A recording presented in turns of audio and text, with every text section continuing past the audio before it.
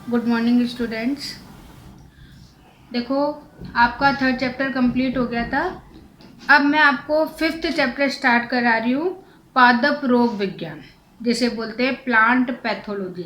और आगे जब आप एग्रीकल्चर फील्ड में जाओगे तो वहाँ पे पूरा एक आपका क्या कहना चाहिए सब्जेक्ट होगा, प्लांट पैथोलॉजी।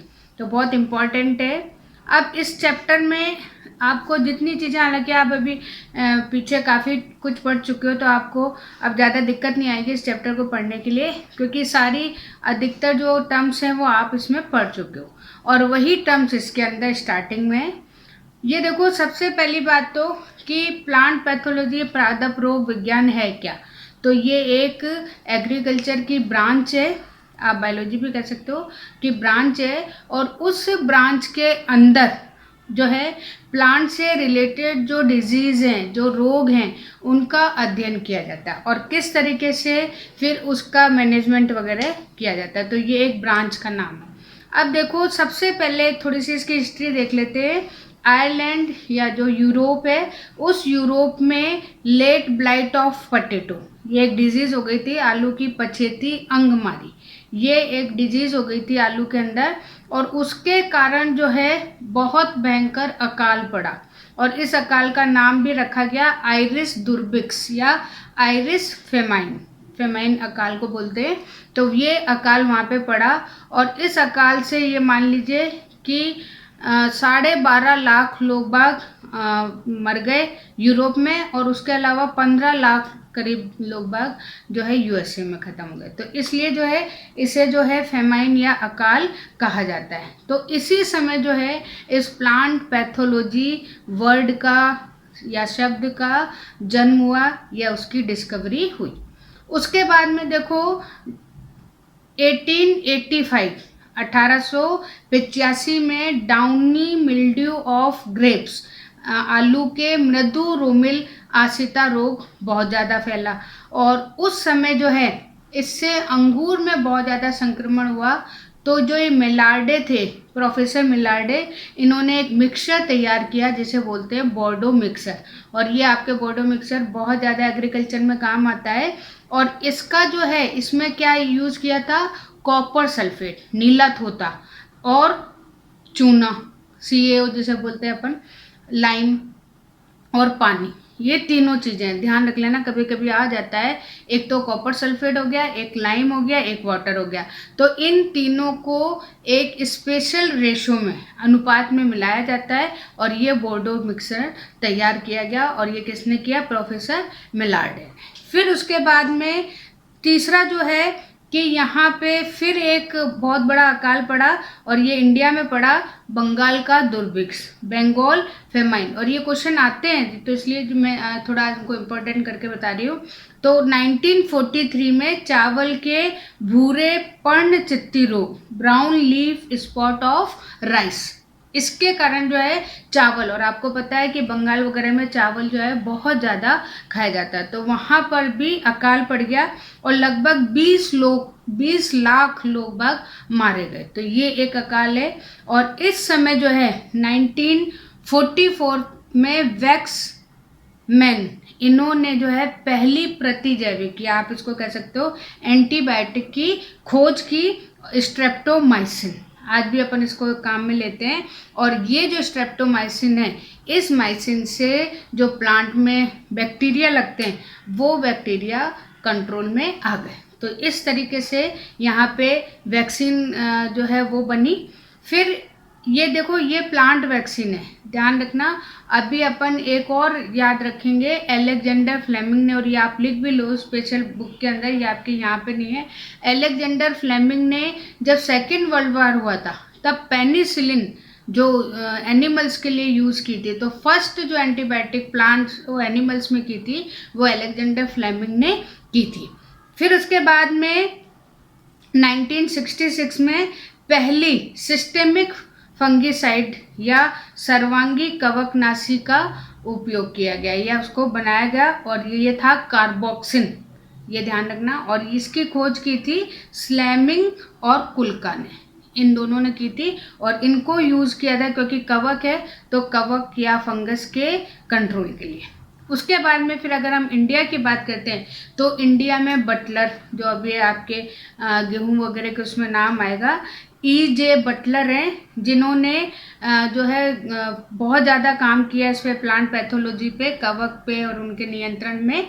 तो इसलिए इन्हें father of plant pathology in India कहा जाता है। ये भी इम्पॉर्टेंट है, ये है आपको ध्यान रखना है। अब अपन देखते हैं मीनिंग ऑफ प्लांट पैथोलॉजी, हालांकि कोई वो वाली बात नहीं है।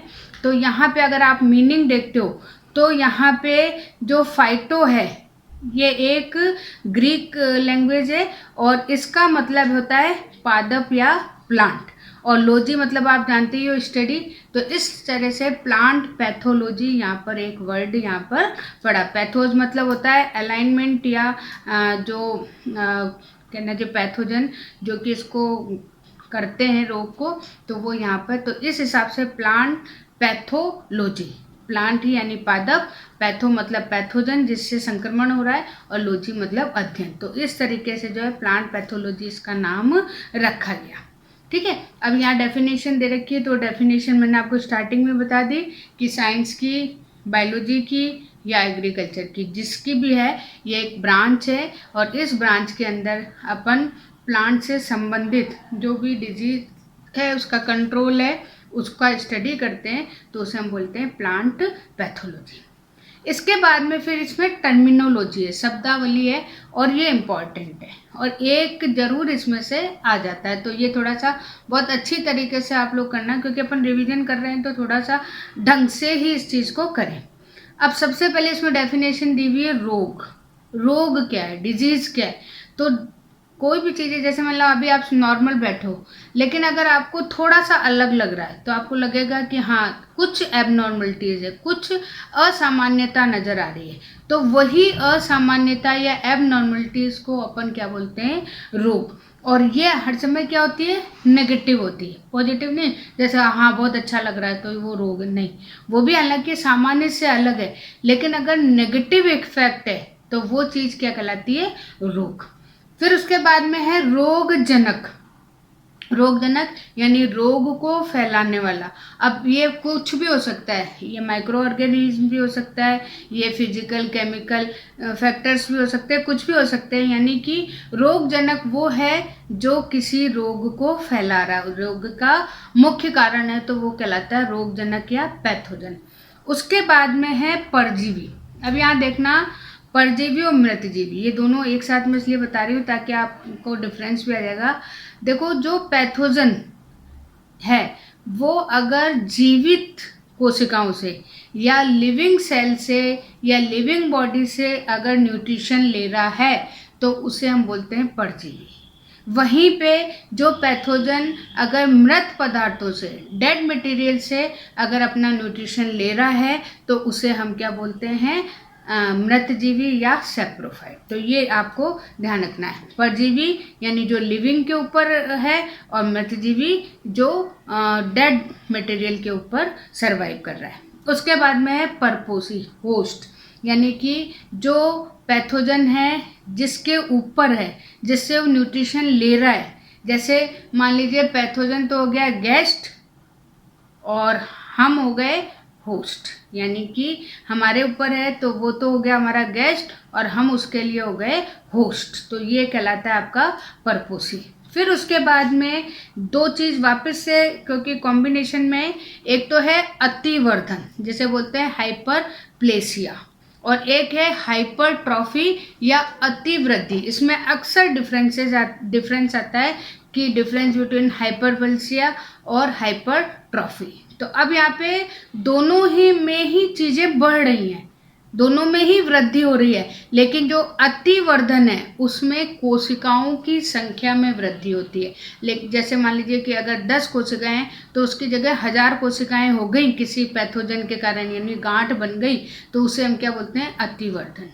और जब अतिवृद्धि क्या होती है कि जो स्टेम 10 सेंटीमीटर का होना चाहिए वो अगर 50 सेंटीमीटर का हो गया, तो लंबाई में जो वृद्धि हो गई उसे हम क्या बोलते हैं, हाइपरट्रॉफी। तो ये ध्यान रखना, चीज़ आपको नॉर्मल दिख रही है लेकिन लेंथ में वृद्धि हो गई। जैसे मनुष्य में भी आप देखो तो कोई 8 फुटा हो रहा है, 7 फुट का या 8 फुट का है, तो उसे हम क्या बोलेंगे, अतिवर्धन। और आपने जो ग्रोथ हार्मोन पढ़ रखे होंगे छोटी क्लासेस में, तो इसके एक्सेस में जो है वृद्धि हो जाती है, तो उसे हम बोलते हैं अतिवृद्धि। और अतिवर्धन में क्या है कि हमारे शरीर पे कोई गांठ बन गई, कोशिकाओं की संख्या में वृद्धि हो गई।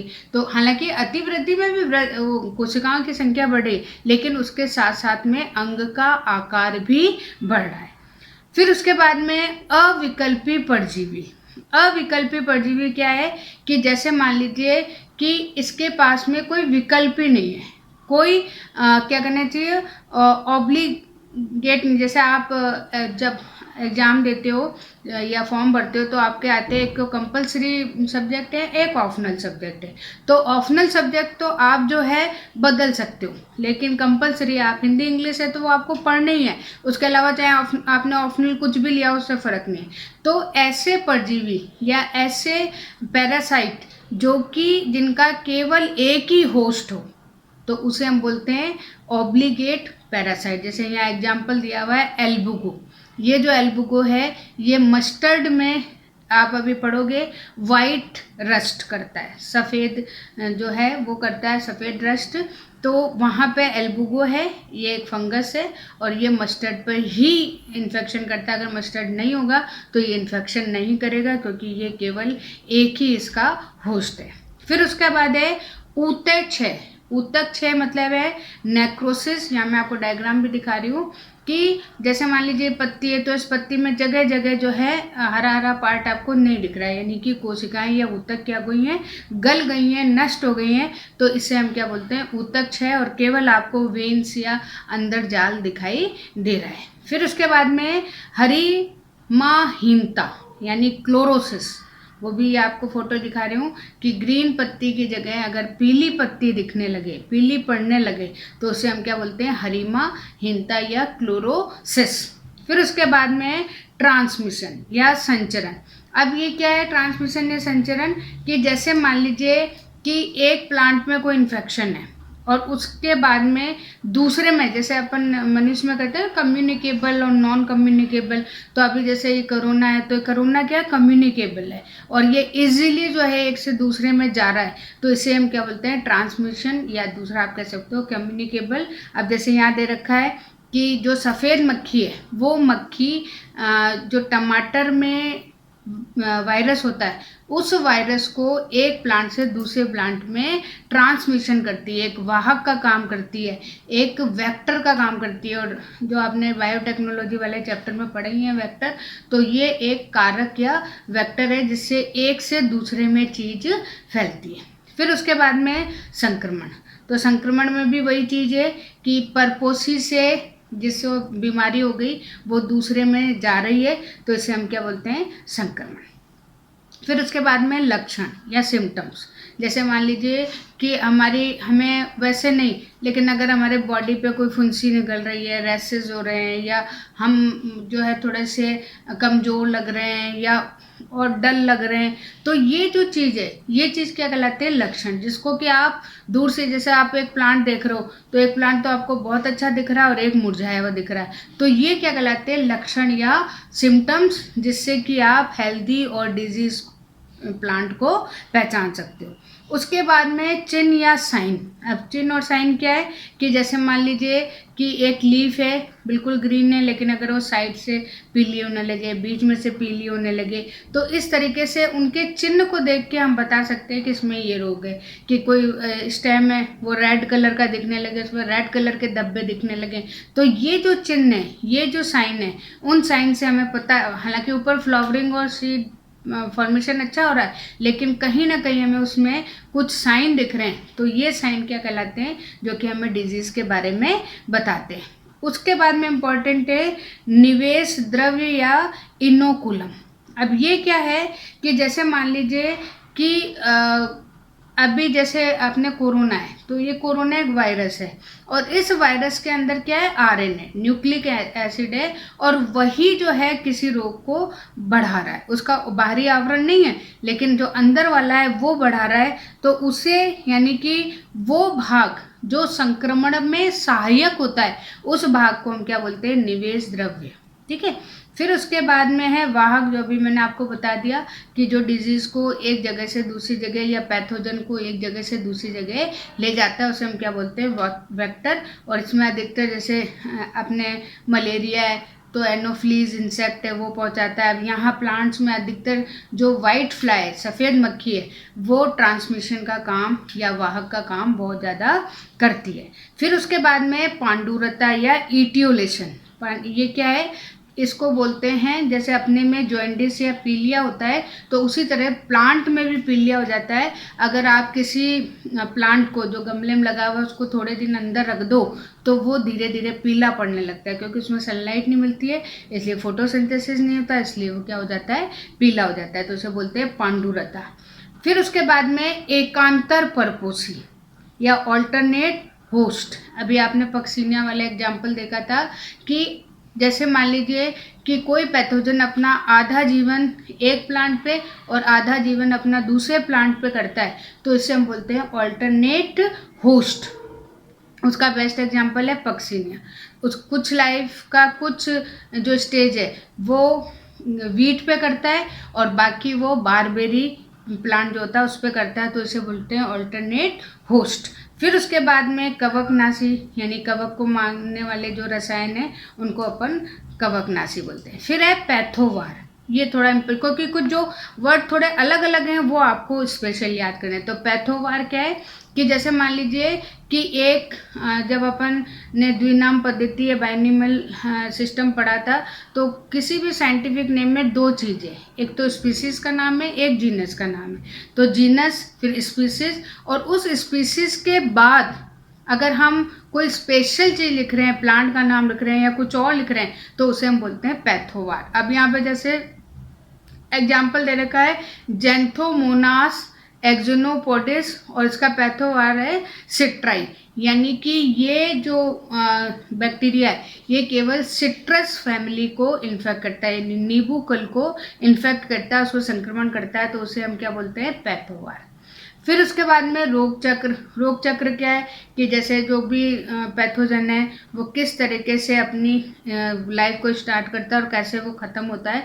तो जैसे अभी आपने इंसेक्ट के साइकिल पढ़े थे तो उसी तरीके से यहाँ डिजीज़ के साइकिल है कि कैसे स्टार्ट होगा और कैसे जाके ये लास्ट में ख़त्म होता है। उसके बाद में सर्वांगी, सिस्टेमिक। अब ये सर्वांगी क्या है कि ये एक तरीके का केमिकल है, और ये जो केमिकल है इसको अगर हम यूज़ करते हैं और ये पूरे प्लांट को जाके अगर इन में चला जाता है, जैसे मान लीजिए कि हमने यहाँ पे कार्बेंडाजिम, ये एक केमिकल है, इसको यूज़ किया तो उस प्लांट में जहाँ जहाँ इन्फेक्शन होगा वो वहाँ पे जाके उसको ख़त्म करेगा, तो इसे हम बोलते हैं सर्वांगी।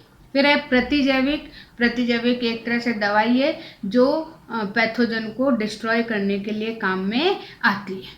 फिर उसके बाद में फिल्लोडी। फिल्लोडी क्या है कि जैसे मान लीजिए कभी कभी बाजरे में दाने की जगह अगर पत्तियां दिखने लगे तो ये जो इन्फेक्शन है, इस इन्फेक्शन को अपन क्या बोलते हैं, फिल्लोडी। और यहाँ पे आपका तिल का फिल्लोडी एग्जाम्पल दे रखा है, ऐसे तो बाजरे में भी दिखाई देता है। तो ये आज आपको थोड़ा सा हमने स्टार्ट कराया था, और जो टर्मिनोलॉजी है ये इसकी इम्पॉर्टेंट है। और अभी हालांकि आपने इतने सारे पढ़ लिए हैं तो ये अब आपको ज़्यादा हार्ड लगेगी भी नहीं। ठीक है, ओके, थैंक यू।